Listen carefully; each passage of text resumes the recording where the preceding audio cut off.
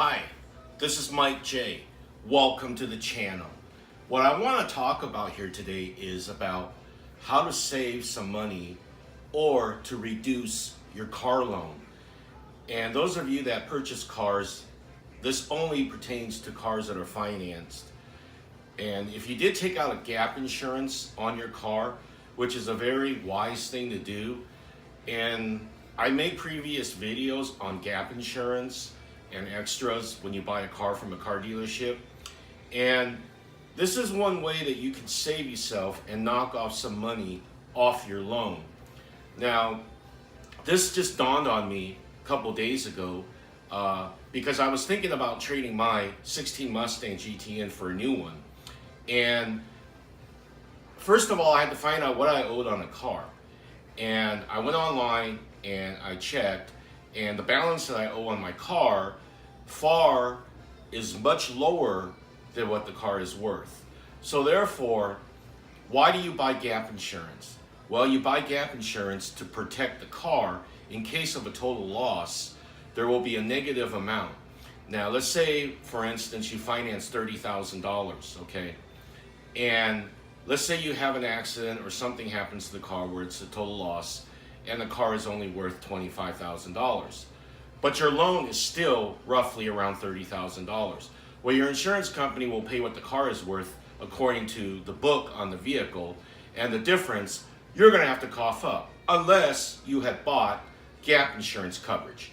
Gap insurance coverage range anywhere from $795 to $1,000. They go according to what the car's value is, but I have rarely ever seen gap insurance over $895, $900. And if it's $1,000 or more, negotiate down the price because that's too much.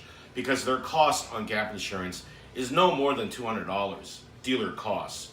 But anyways, this is what you need to do, and this is what I'm thinking about doing to my auto loan on my car, on the Mustang. Well, give you an example. Well, this is actually a true example. I owe $23,700 on my Mustang GT. And when I financed it with gap insurance. And that was the only extra that I took out on the car. Well, now I've been looking on Kelley Blue Book that my car, the lowest as far as the value of the car, still is at $23,000. So therefore, I'm at the point now where I really don't need the gap insurance coverage, because if anything was to happen to the car from here on out, I'm gonna be okay. So this is my philosophy of thinking. Well, I've never really kept a car for more than 3 years. So therefore, I never even thought about this. But I'm at the point now where I have a couple $1,000s of equity in my car if I were to trade it in. So therefore, if it was ever totaled out, I'm okay. I don't need the coverage anymore. So by canceling the gap insurance coverage, I'll probably get about $300 back. Because most of the time with my cars, I keep them for 2 years and I trade them in and I cancel the gap and I get the money back, or it goes towards the new car if I'm buying it from the same car dealership. They can apply the gap because they're the ones that sold it to you. But nonetheless, when you're at the break-even point, or if you have some equity in your car, if you go ahead and go to the dealership where you bought the car and bought the gap insurance, or you could call the company direct and have it canceled, what they'll do is they prorate it, and then they'll charge you a fee, which is anywhere from $50 to $75 cancellation fee. But you will still get a lot of the money back, at least $200 to $300. Now, I'm just using this for example, and I'm just guessing because I have dealt with gap insurance coverage cancellations before from previous cars. Now, if I was to cancel my Mustang now on a 6-year loan that I've been into for 3 years, I should get back roughly around $300. So therefore, that will go towards paying down the loan on the car. Now, if you're still going to keep the car and still make payments on it, by canceling it, what happens is that the gap insurance company will take that money and pay the lender. Sometimes it could be the same lender that is selling the gap and the loan to your car. So it will reduce the rate or the amount of the car that you're financing. Now keep in mind that your payment is still the same. That doesn't change because you signed under contract that those are the payments. But what will happen is that the refund money will go paying down the loan on your car. So therefore, why should you pay for insurance that you really no longer need? And I know nobody talks about this, or at least I haven't seen anything on YouTube about it, and car dealerships aren't going to advise you to do that due to the fact that they sell these products.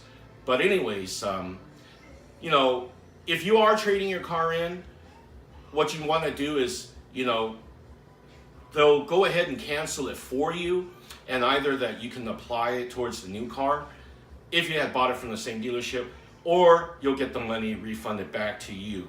Now, like in my case, I'm not sure if I really want to do the trade-in now or maybe later down the road for a new Mustang, but I would like to get $300 back to pay down the loan, so therefore I'm no longer paying 5% interest on that gap insurance that I originally bought.